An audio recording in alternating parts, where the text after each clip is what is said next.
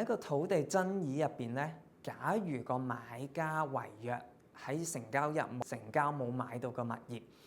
咁個賣家咧係有兩個好重要嘅法律原則咧係要知道嘅。咁第一就係嗰個沒收訂金嗰個原則，就係咧如果買家違約，咁個賣家咧係一般情況下咧有權去沒收買家嘅訂金。咁但係如果賣家係受到更加多嘅損失，例如咧係因為個市場價格下跌，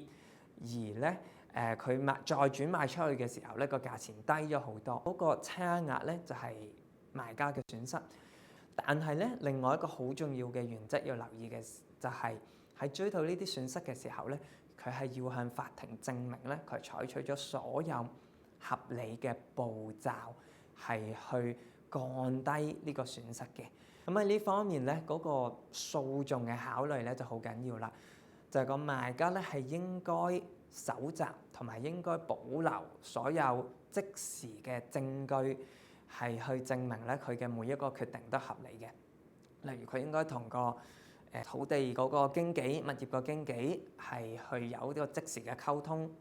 去反映到咧點解我要用呢個價錢去賣，或者點解我要接受或者唔接受呢個邀約，其實都係合理嘅呢啲決定。咁到時佢就可以向法庭咧證明到咧佢係有權去追討嗰個差額。